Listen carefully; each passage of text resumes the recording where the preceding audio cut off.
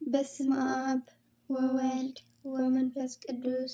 አሐዱ አምላክ አሜን። ልዕሊ አእምሮዩ ጥበብካ መን ይርድኦ ልበይ ንፍቅርኻ አሜን ኢሉ ካብ ተገዝኦ ከወርከ ዘንቱ ዕለት ቀራንዮ ብቅዱስ ቅብኻ ልሳነይ ቅብኣዮ ልዕሊ አእምሮዩ ጥበብካ መን ይርድኦ ልበይ ንፍቅርኻ አሜን ኢሉ ካብ ተገዝኦ ከወርከ ዘንቱ ዕለት ቀራንዮ ብቅዱስ ቅብኻ ልሳነይ ቅብኣዮ ንፍቅዲ ዘመንካ መን ኣሎ ዝቆፅሮ ስፍሓት ኣድማሳትካ ወሰኑ ዝሰፍሮ ጥበብካ ዘይብፃሕ ብዓቅሚ ኣእምሮ ብፍቅሪ ክትምልስ ኣዳማዊ ክብሪ ተዋሲንካ ማፀን ሰማያት ሰዳሪ ልዕሊ አእምሮዩ ጥበብካ መን ይርድኦ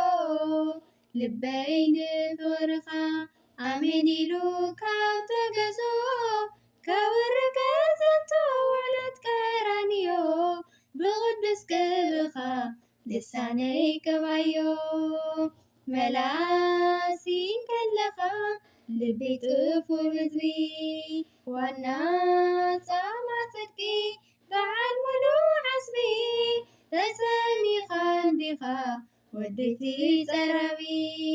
ዘላለም ኣቦ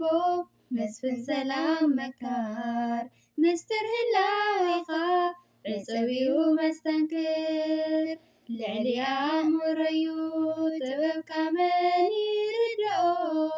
ልበይ ንፍቅርኻ አሜን ኢሉ ካብ ተገዝኦ ከወርከ ዘንቱ ዕለት ቀራንዮ ብቅዱስ ቅብኻ ልሳነይ ቅብኣዮ ከም ቃንዛ ስቕለትካ ቃል ፍቅሪ ምስ ሰምዐ ብጥበብ ፍቅርኻ ልቢ ምስ ተረትዐ ስቃይካ ዘኪሩ ዓይኒ መን ዘይነብዐ ፍጹም ኣይተረኽበን ኣብ ኣፍካ ሓጥያት ሕማመይ ክትፀውር ኣሕሊፍካ ስቅያት ልዕሊ አእምሮዩ ጥበብካ መን ይርድኦ ልበይ ንፍቅርኻ አሜን ኢሉ ካብ ተገዝኦ ከወርከ ዘንቱ ዕለት ቀራንዮ ብቅዱስ ቅብኻ ልሳነይ ቅብኣዮ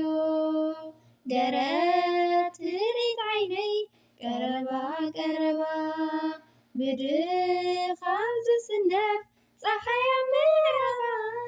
ወዳቕ እንተኾንኩ ብክፉእ ዘረባ ልዕሊ አእምሮዩ ናበልኩ ክምስክር መዲበየ ጎይታይ ብሓሳብ ብተግባር ልዕሊ አእምሮዩ ጥበብካ መን ይርድኦ ልበይ ንፍቅርኻ አሜን ኢሉ ካብ ተገዝኦ ከወርከ ዘንቱ ዕለት ቀራንዮ ብቅዱስ ቅብኻ ልሳነይ ቅብኣዮ ልዕሊ አእምሮዩ ጥበብካ መን ይርድኦ ልበይ ንፍቅርኻ አሜን ኢሉ ካብ ተገዝኦ ከወርከ ዘንቱ ዕለት ቀራንዮ ብቅዱስ ቅብኻ ልሳነይ ቅብኣዮ